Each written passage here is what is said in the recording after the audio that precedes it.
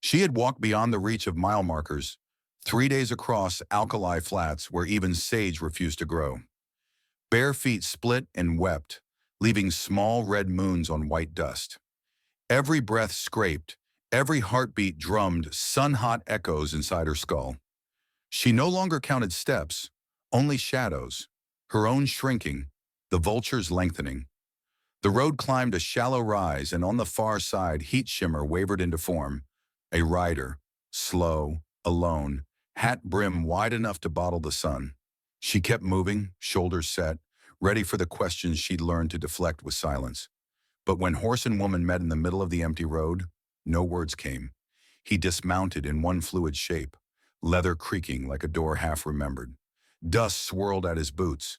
Without lifting his gaze from the broken ground, he unbuckled his spurs, tugged off both tall, weather-scarred boots, and set them upright before her bleeding feet. Then he stepped aside, stocking-footed on sand hot enough to cook beans, and matched her pace. She stared at the boots, at the man, at the endless road. Flies buzzed in the still air. Her lips cracked to speak. A protest, a thank you, any sound. But desert had stolen her voice. She slipped one foot, then the other, into the unfamiliar leather.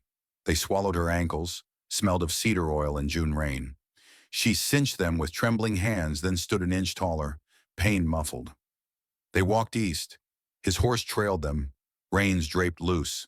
Wind shifted, carrying the faint metallic sting of a dry creek. Ahead, a stand of cottonwoods flickered dull green against pale sky. An oasis so small it might have been a mirage. He veered toward it without gesture. She followed.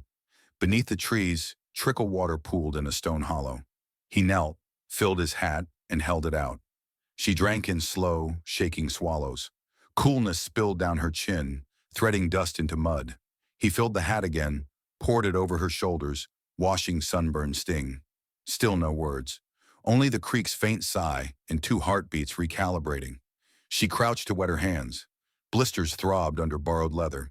He produced a tin of lard from his saddlebag, scooped white salve, and held it palm up. She hesitated, then let him smear the balm across split heels, the gesture so gentle it felt like snowlight. When he finished, he turned away, giving her back the privacy the world had stripped.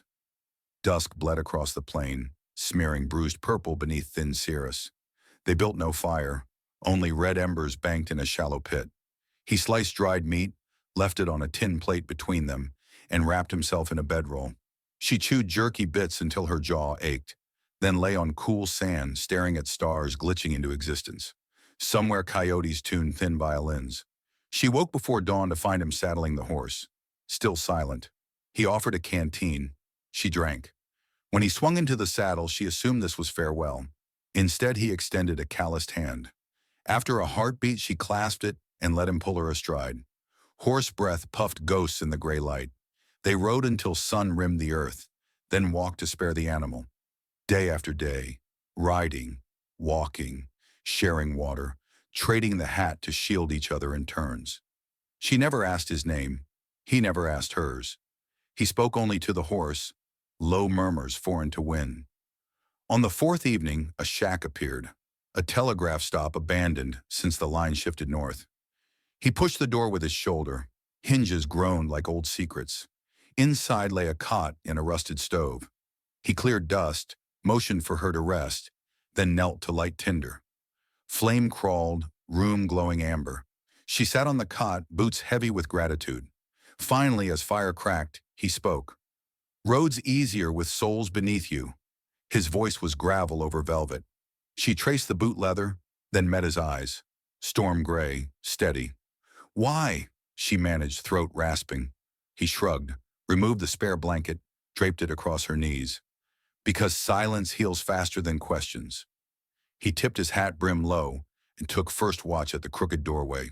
She leaned back, exhausted, and surrendered to sleep wrapped in blanket warmth and unsaid understanding. Outside, prairie wind hummed, carrying away the sound of all the words she no longer needed. Dawn cracked the horizon in thin bands of copper, enough to silver the dust on the telegraph shack's sill. She stirred, feeling the blanket slip from her shoulders and the borrowed boots tug at her tender heels. The stranger still sat by the door, rifle across his lap, hat brim shading eyes that might have slept or might simply have practiced stillness all night. When she rose, he stood too, as if motion passed hand to hand like a lantern. They shared the last of the coffee, sludge thick. He wiped the tin cup on his sleeve, then handed her the reins. A single nod traded for good morning. She swung onto the horse. He walked ahead, bare soles dark against pale road. The sky turned hard blue by mid-morning. A freight wagon appeared, a swayback team, two drivers draped in sweat. They slowed at the sight of him and the silent rider behind. Stage bridge washed out, one called. Road to Dawson's Gulch is mud soup. Best cut north. The stranger merely touched the brim of his hat. She raised one hand in thanks. Dust swallowed the wagon before replies could bloom. North it was, up a dry wash ribboned with river stones. Heat shimmered off ironwood trunks. Cicadas rattled electric pulses. Time folded into measured footsteps, hooves, heartbeats. Her blisters reopened inside the boots, but the leather held the pain at bay. She wondered how many miles of his memory were stitched into each seam. At a bend in the wash, they found a stone cairn tumbled by flash flood, a rider's grave, crossbar long gone. The stranger paused, studied the scattered rocks, then knelt.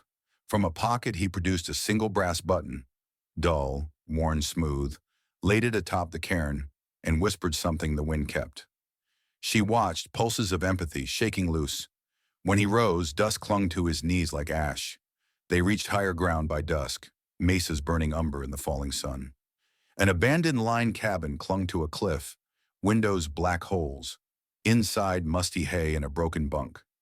He set about patching the stovepipe while she fetched water from a seep trickling cold down rock. Her reflection in the pool startled her.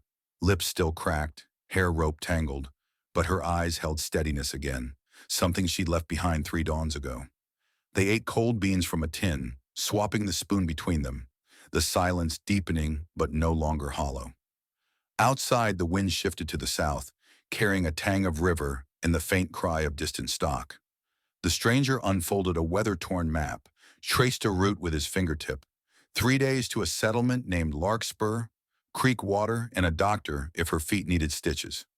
She leaned closer, studying the faded lines, and realized his hand trembled, not from fatigue but uncertainty.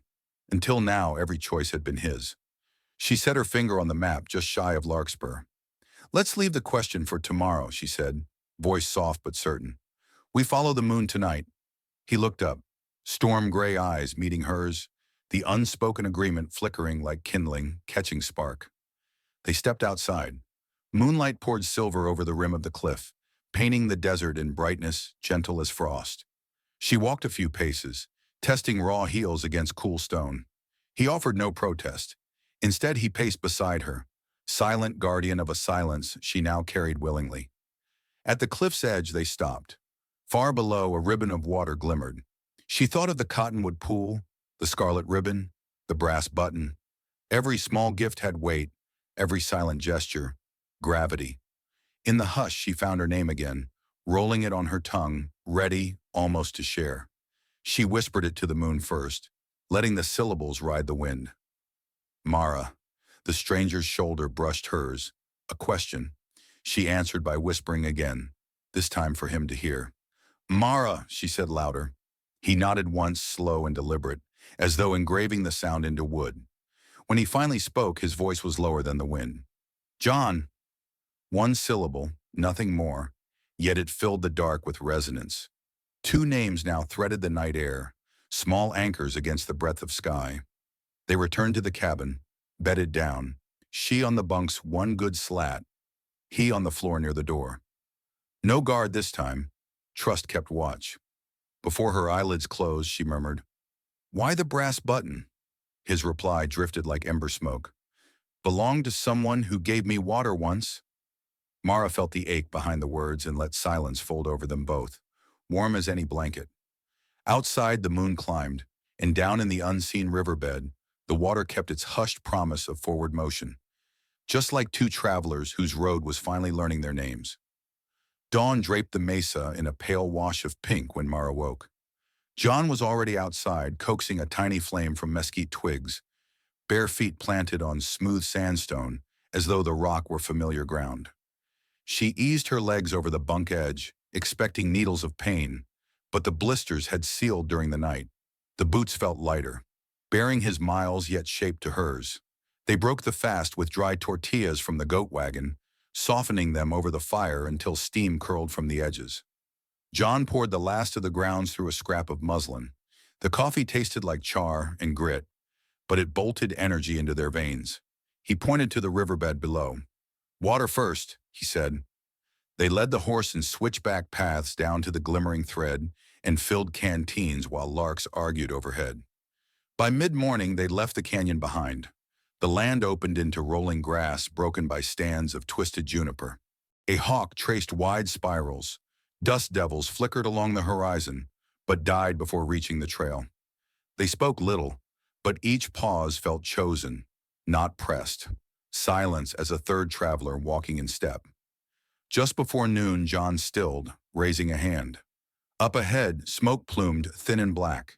They found the source around a rocky bend. A freight coach sprawled on its side, rear wheel splintered, crates spilled like giant dice. A single figure, small, ragged, scrabbled in the wreckage. A boy, 12 at most, cheeks striped with soot. John called out. The boy jolted, brandishing a broken plank like a saber, until he registered their lack of threat. "Driver broke his leg chasing the team," he blurted. "Ma sent me to flag help an hour ago, but—" He gestured helplessly at the wide emptiness. No help had crossed. Without a word, John lifted the boy onto his horse, gave Mara the reins, and jogged ahead. Around the next rise, the driver lay propped against a crate, breath ragged, shin bent the wrong direction. Mara winced. John knelt and splinted the leg with two fence pickets scavenged from the debris, wrapping them tight with rawhide straps. Mara brewed willow bark in their tin cup. The driver gulped the bitter draft, groaning thanks. Smoke rose thicker from a cargo crate leaking lamp oil. John hacked a fire break with the plank, shoving smoldering boards clear. Mara herded the boy and horse uphill, eyes stinging. When the danger settled into smolder instead of flame, the driver pressed a manifest into John's hand. "Larkspur Depot pays $20 if the freight makes it. Keep the wagon. Just get the seed and whiskey there." The wagon's front axle still held. They righted the coach using the horse's muscle and the leverage of a boulder. John hitched the mare, lashing crates and fresh rope. The boy perched beside Mara, eyes saucer-wide as John guided the makeshift rig onward, the driver waving them off with a half-pained grin. Dust hazed the afternoon. The boy, Nathan, chattered once his shock thawed. Parents ran a small livery outside Larkspur. He'd tagged along to earn driver's pay. Mara listened, nodding, feeling the weight of guardianship settle onto her shoulders in a way that didn't pinch. John offered the lad jerky, adjusted the bandage on one scraped knee, and spoke gentle directions as they navigated dry washes. Each kindness bent Mara's heart a little further towards something she feared to name. An hour from town, the mare lagged, unused to hauling such weight. John walked ahead, reins over shoulder. Mara urged Nathan to drink water, dabbed dust from his temple with the scarlet ribbon. It left a faint rust mark. She tied it to his wrist, and the boy beamed at the flash of color. Evening light spilled copper on the white clapboard of Larkspur Depot as they rattled into sight. Townsfolk spilled from the porch, shouting relief. Word of the wreck had preceded them via stray rider. Station master counted crates, pressed 2 silver eagles into John's palm, and hauled Nathan into a grateful embrace. The crowd's chatter nudged Mara sideways, as if her quiet were suddenly an ill-fit garment. John sensed it. He pocketed the coins, nodded once to the gathering, and led her down the side street toward a pump. He filled a bucket, ducked his head under the spout, water cascading off dust in tension. Mara laughed, a short, surprised sound. He offered the bucket. She copied the move, drenched and gleaming. At the livery, the stable owner recognized Nathan, promised to fetch the boy's mother by dawn. A spare stall waited for the mare, and the hayloft held clean straw. John laid out bedrolls. For the first time since heat and vultures, Mara smelled cedar that wasn't char. It lined the stable walls. Familiar warmth rushed through her. They shared supper in the loft. Beans and a heel of bread, bartered for help unloading seed sacks. Oil lamp flickered, throwing twin silhouettes on tawny beams. Mara turned the brass coins in her palm. They glimmered like small suns. "Half is yours," John said. She shook her head. "You found the wagon. Split goes to the mare, too." He smiled at that. A brief flash of teeth. "Then half to Chance." "Chance? Horse needs a name if she's earning wages." The grin faded shy, as if surprised at its own escape. Night deepened. Street noises dwindled to a single out-of-tune piano in the saloon, drifting through gaps in the loft boards. Mara traced the worn map in her mind. From Larkspur, the stage could take her north to rail lines, cities, distances. She glanced at John, already dozing upright, hat brim over eyes, the rifle laid aside for once. Her pulse drummed a familiar fret. Leave before she needed too much. She woke before dawn to horse knickers and Nathan's mother sobbing thanks below. Through a knothole, Mara watched the reunion. Arms tight, relief pure. A pang shot through her ribs, sharp as the stones she'd stepped on days ago. Family was a place her road hadn't led. Later on the depot porch, she counted stage schedules. El Paso in 3 days, Santa Fe next week. John waited by the rail, boots dusty, eyes unreadable. She stepped closer, offered one silver coin. "For the map that got us here," she said. He closed her fingers over the coin instead. "Maps can wait." He tipped his head toward the east road, new dust already glowing in morning sun. "I have fences half done." Silence stretched, strong, fragile. She slipped the silver into her coat, then touched the scarlet ribbon now on her own wrist again. "I've still got miles left," she whispered, not knowing if she spoke to him or the wind. "And I've got boots that fit you," he answered. The stage rumbled in, horses lathered. Mara watched passengers board. Miners, a preacher, a woman in feathers. No one looked her way. The driver called last boarding.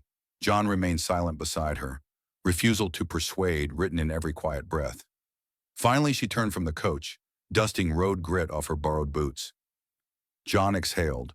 For the first time, she heard how tightly he'd held that breath, and nodded toward Chance.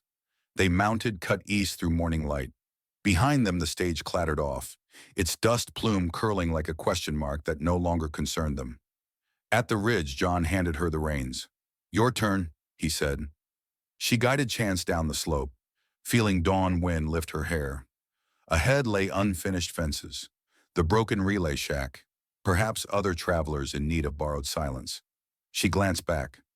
John walked barefoot in the horse tracks, a quiet guardian of a road that now carried both their names. Names and the promise that some journeys choose their own destinations once you decide not to walk them alone. The first hard rain of autumn arrived on a wind that smelled of sage and distant snow.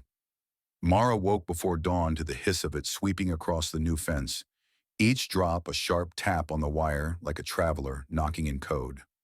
Inside the half-mended relay shack she and John had claimed as home base, the hearth embers pulsed dim red beneath a crust of ash. She eased from her blanket, boots already a natural extension of her feet, and added 2 juniper splits. Sparks rose. Heat followed. Eli, John's rescued stray tomcat, adopted when they found him starving in the hay, stretched and hopped onto the bench, tail flicking approval at the fire. John was outside somewhere in the dark, as he usually was at first light. She found him under the lean-to roof, tightening the cinches on Chance's saddle, while silver rain traced rivulets down his bare forearms. When he saw her, he tipped his chin toward the east. "Flash floods shredded the south fence in the night," he said. "Need to see what's left before the creek jumps again." Mara nodded, pulling her coat close. "I'll bring the tools." They rode out with gray dawn barely lifting, the mare picking careful steps through mud that sucked at her hooves. At the wash, the flood had chewed a fresh channel 2 yards wide, posts wrenched sideways, wires swirled into snarled nests. John knelt in the chocolate water, hands steady despite the icy flow, setting a rock crib to anchor new line. Mara handled the hammer, driving staples into a cedar trunk they repurposed as a temporary brace. The storm slackened to drizzle by mid-morning, clouds breaking just enough for a bar of sun to gild the battered landscape gold. While they worked, Mara realized something strange. The muffled rush of water and the creak of new wire were the only sounds. No questions, no doubts. For weeks now, silence had grown between them, not as void, but as fluent language. Every gesture a syllable, every shared task a sentence. She remembered stumbling barefoot beyond words and marveled at how voice could be restored without ever raising volume. By the time they'd driven the last staple, Mara's shoulders burned and John's knuckles bled where wire had caught skin. They ate cold biscuits under a mesquite, rainwater dripping slow from thorn tips. John flexed his hand. Creek will settle. Fence will hold. Mara raised her canteen in salute. So will we. That evening they returned to find a rider waiting at the gate. Deputy Stone, oilskin slick with road grime, horse lathered from haste. She dismounted, eyes scanning the repaired fence, and then the two mud-blotched figures. Need you both, she said without preamble. Rail company's back, this time with survey deeds and a judge's seal. They're setting cornerstones at first light. John's jaw set. He'd fought this battle twice, always politely, always firmly. Mara felt heat spark behind her ribs at Stone's tone. Polite might no longer be enough. What do they offer? Mara asked. Double the last bid. And if we refuse? Stone looked past her toward the shack and the new fence glinting wet. Then they'll invoke eminent domain. Quietly on paper. But they'll take what they want. John removed his hat, rainwater streaming off the brim. How many men? Dozen surveyors, 2 railroad marshals. Mara's breath shuddered. She pictured the story room, shelves of rescued memories, ribbon and brass, and Caleb's concho. Tracks would slice straight through that hush.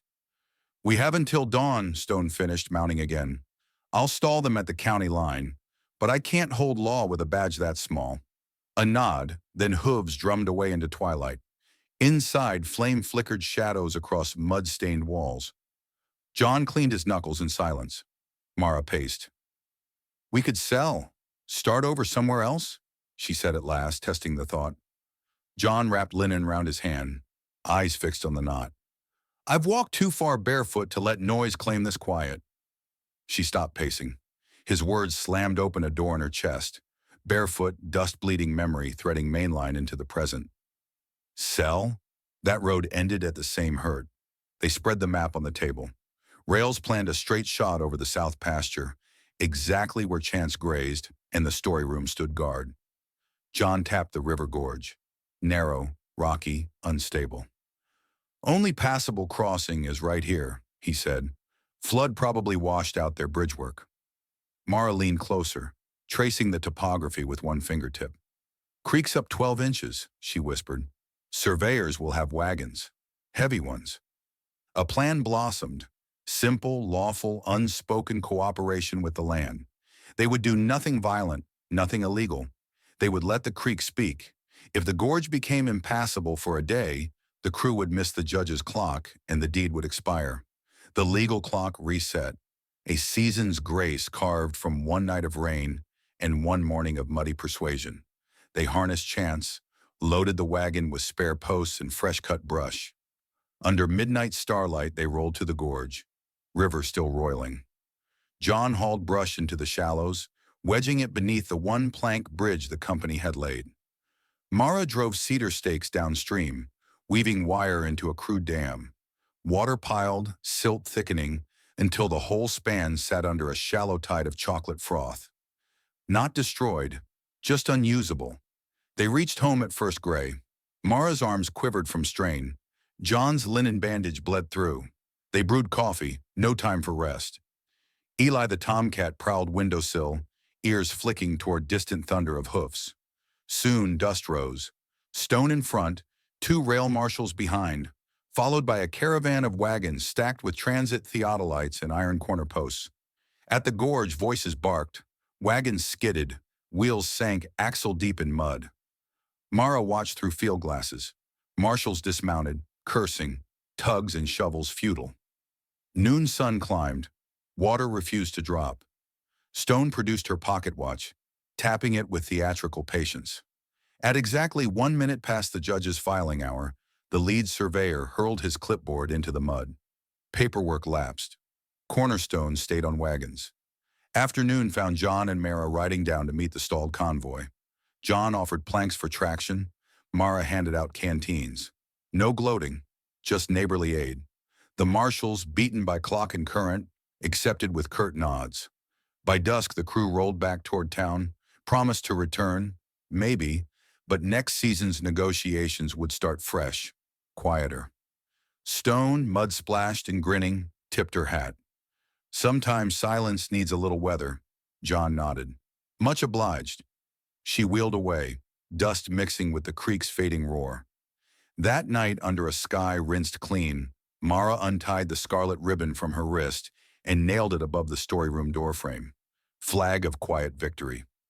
John lit a lantern inside, its glow spilling across shelves now safe from iron wheels. He slipped one of the brass survey markers, gift from Stone, onto a hook. A new object, a new story. The day sunrise bend let water speak. At the threshold, John took Mara's hand. We keep walking? She shook her head, eyes shining.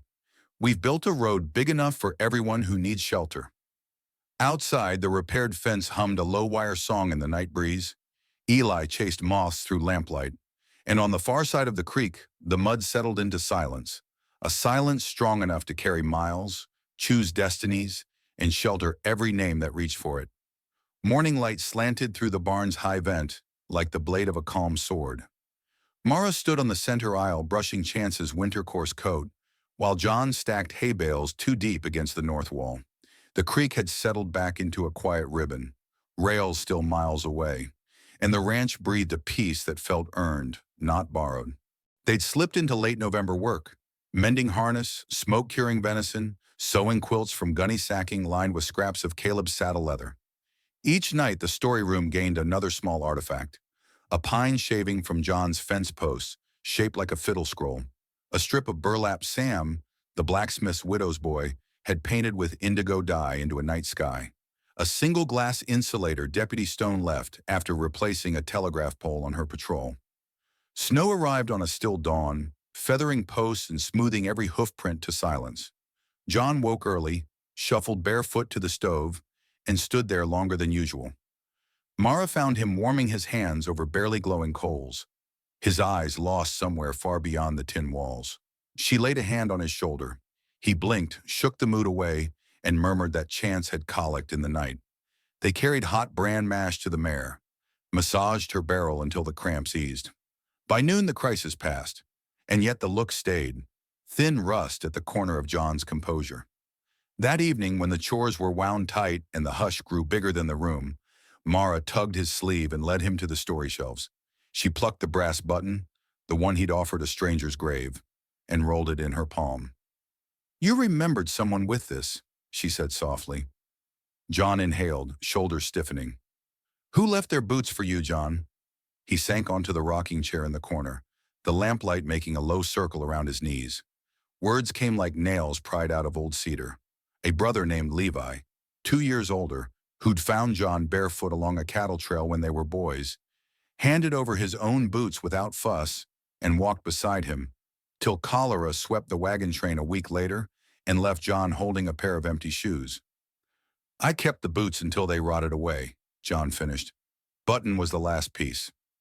Silence followed, not heavy, but reverent. Mara crouched and laid the ribboned button back on its hook. Then she reached into her coat pocket and drew out one of the silver eagles from Larkspur, the coin polished bright by anxious thumb. She set it beside the button. For Chance's medicine, she said, but both knew it was more, an offering to the shelf, to the story of giving without question. Snow deepened, and travelers dwindled to almost none. One frigid dusk, torchlight flickered on the ridge, 2 figures staggering under the weight of a tarp-wrapped bundle. John met them at the fence, a young woman and her grandfather, hauling a broken harmonium they'd hoped to trade in Dawson, but found the church boarded. Keys rattled like bones. They'd run out of dry wood half a day back and had followed the far rumor of a ranch that welcomed the quiet. Mara showed them to the loft and brewed chicory while John and the grandfather bent over the ruined instrument. The bellows were mouse-gnawed, one ivory cracked. Still, when John pressed a key, a single shy note sighed into the room. The young woman, Eden, laughed, the sound sharp with relief. If it can whisper, it can learn to sing again, she declared.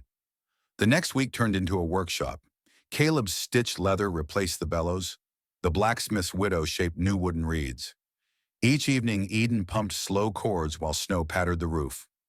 On New Year's Eve, the harmonium exhaled a waltz, thin but certain. Mara closed her eyes, feeling music fill spaces even silence hadn't reached. John, standing at the doorway, watched Mara more than the keys.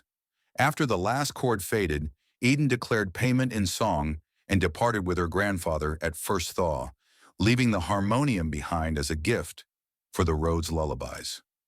Mara wheeled it into the storyroom.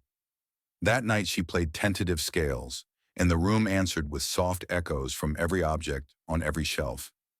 Button, ribbon, concho, insulator, each memory resonating into a patchwork choir. January storms hammered in waves, and the ranch hunkered beneath drifts waist-deep. When the roof of the old relay shack groaned under ice, John spent 2 days on a ladder, shovel flashing above the ridge beam. On the third evening, Mara coaxed him to the fire, unwrapped fresh linen, and redressed frost-bitten knuckles in silence, made warm by the crackle of pine knots. After she rose, went to the harmonium, and played a simple hymn Levi might have known. John bowed his head, eyes glistening in the fire glow. He stayed after the last note, candlelight flickering between them. From his shirt pocket he drew Levi's brass button, now drilled clean through. In the other hand he held a thin rawhide cord. Wordless, he threaded the button, then looped it around Mara's neck. "Not an empty shoe," he said. "A compass." Her breath caught, hands cupping the new pendant. She reached behind, unclasped the scarlet ribbon from her wrist, and tied it around his. "For every mile you walk beside me," she whispered. In late February, Deputy Stone rode in again, this time with news of the railroad's final retreat. Flash floods across 3 counties had shifted the survey route north for good. She placed a signed county decree on the kitchen table. Sunrise Bend recognized as a protected homestead. Right of quiet codified in ink. John thanked her with a jar of clover honey. Stone bowed toward the storyroom and said, "Keep the shelves ready. The world's still traveling." Spring thaw came in a rush. Water rilling under fences, meadowlarks tumbling over new grass. Caleb returned with a wagon of harness orders. The blacksmith's widow settled in a vacant corral cottage. Eden rode back to teach music Saturdays. Sunrise Bend brimmed with doing and with done, with laughter threaded through spaces where once only wind spoke. One blue evening, Mara hitched Chance and drove beyond the ridge alone, the brass button cool at her throat. She reached the dry wash where 3 seasons ago her feet had bled into dust. Dismounting, she pressed bare soles against warm sand. Pain did not answer. She walked 10 paces, turned, and smiled at the perfect fit of footprints leading home. John waited at the gate, ribbon bright on his wrist. She swung down, took his hand, and for the first time spoke not of journeys, but of roots. "This ground keeps stories alive. Let's raise a bigger room." He nodded, forehead resting against hers, breath mingling in twilight. "We'll need extra shelves," he murmured. Under the first stars they laid out markers for new walls, cedar stakes and soft earth. Eli stalked crickets between them. Chance snorted at a breeze full of wild clover. Somewhere inside the house the harmonium hummed in the evening draft, playing itself, a quiet sustained note, like the ranch breathing. And on that hush, deeper than words, warmer than any noise, Mara and John began the next chapter. Building not a stopping place but a lasting home, every nail driven to the rhythm of a silence that healed on contact and sang whenever hearts beat in step.